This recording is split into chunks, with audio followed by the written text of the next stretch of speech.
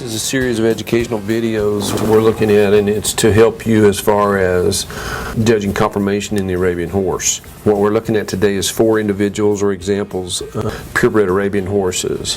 One of the things that I want you to think about when you're looking at these horses is that in the Arabian industry we have a scoring system for judging. That doesn't necessarily mean that you're going to use that in any 4-H or other type situations. However, conformation is conformation in all equine individuals or animals. But all horses have to be substantially stable through their legs, muscling, and definition. The thing that I want to stress to you is that we have a standard that we go by. It's a Gladys Brown picture. Look at it, and anytime that you're looking at horses as far as Arabian type, you need to compare that to the standard that we have. It's a gray horse. It's that deemed through the years that we feel like that this is what Arabians should strive to look like. All of them won't look that way, but again, what we're looking at is conformation and type in the Arabian horse. So we'll start out with this first horse.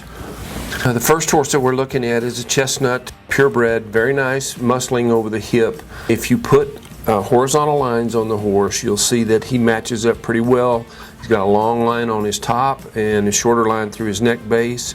He is a little bit straight-shouldered. You can see that going down through his pasterns. As far as his head, his eye is very appealing. I would like a nice muzzle, a little bit too wide between the ears because of the way his ears are put on. But again, you look at his front end here, and this is a front view of the horse. Again, very nice soft eye, very kind-looking animal. A little bit offset in his cannons, but you know, and then a right front knee turning out right there. But again, you see that he is stood up. That could be from shoeing, but it could be also that he is a little straight in his pasterns. I've yet to call this horse clubby. Okay, same thing again behind.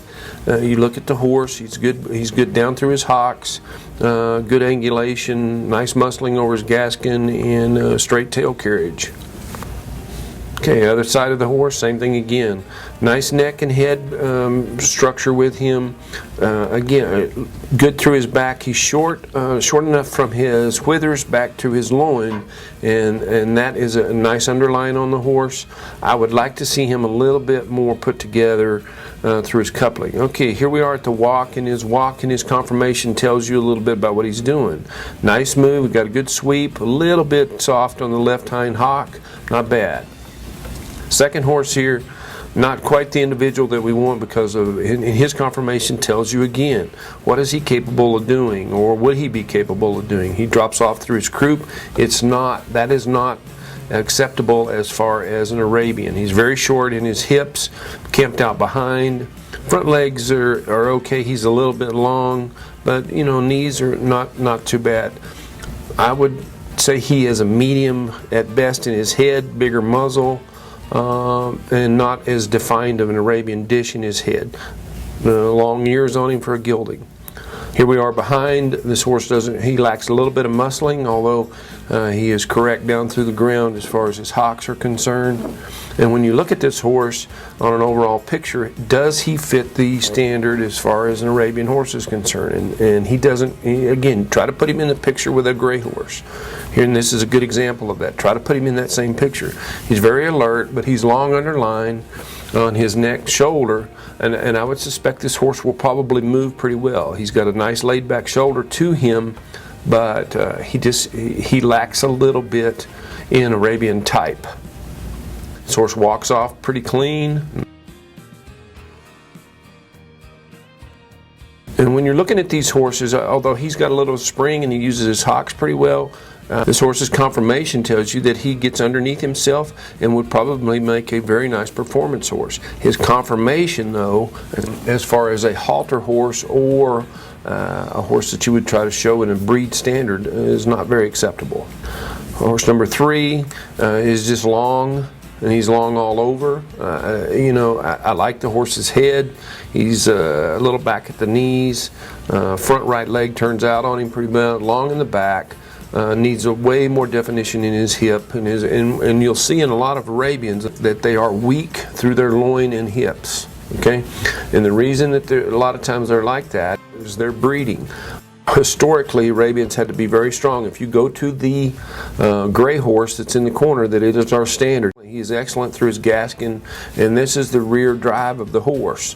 What you're looking at is, when you look at these animals, is that you want horses that will be able to get off their rear ends and move forward and propel themselves forward. Not to create an explosion, but to just as far as when you're evaluating them, how far can they go as far as a performance horse can do? Can they carry a load? And that's what they were bred to do in the desert, is carry strong loads long distances. I mean, their conformation should be strong through the gaskin and the hips with a high tail with a high tail carriage. This horse is he's long on the top and the bottom. And really, when you look at him, he's too wide from his front feet to his back feet. Okay, right knee turns out, which you could see from the other side.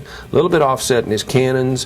Front left hoof, I don't know whether that's from a shoeing situation or just the way he was trimmed, but he does look like he's growing a little bit inside. Pleasant head, nice eye. Probably a very useful animal, a very kind animal. Okay, but as far as what we're looking at today for conformational faults and the way that you look at Arabians, he doesn't fit the criteria for a breeding or halter animal. Okay, but you look at the weakness in his hips, and again, draw some circles on this horse. And 3 equal circles from his hips to his belly to his shoulders, and see if they connect. And you'll see that they won't connect. That hip's not going to fill that circle up. Okay, and the circle that's in his back, he's going to be a little bit stronger there, and he's got too much out front. So again, look at him conformationally. He's a little back at the knee, and his conformation tells you that.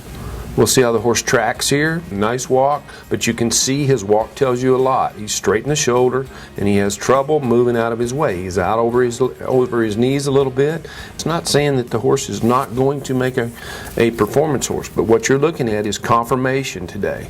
Does he exude Arabian type? He's got some Arabian type to him, but not as much as you would like.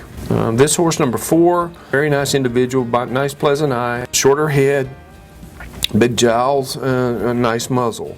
The way he stood up right here is more in a traditional Arabian stance. I would like to see him a little bit underneath himself with his legs. He's got him pushed out a little bit. But here we go with his front legs, front view, very nice. I don't see any conformation or faults there. Maybe a little bit offset with his left knee, but not too bad. I would like to see him muscled more in his chest. Okay, and I'm picking on him a little bit here. This is a pretty nice horse. He's got a nice eye. Again, side or back view of him. Okay, this everything looks pretty well here, folks, except for one thing. His tail is offset, and that could be just the way he's standing, or that could be a fault.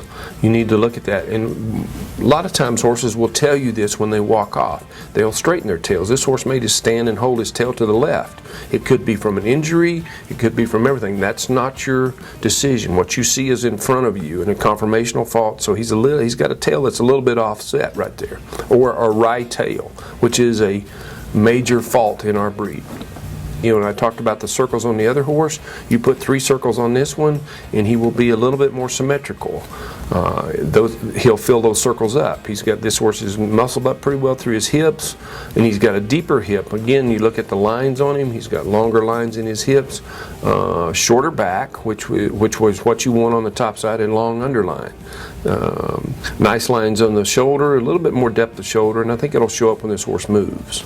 Long reaching strides, he walks out really well, a little bit draggy on the left front, and that could be from an injury, but he propels himself. And you see when that horse took off, you watch this horse, his first steps are not to take his front step. His first steps is to take his hind leg and push and evaluate himself and move himself. And that's what you want to try to get done here.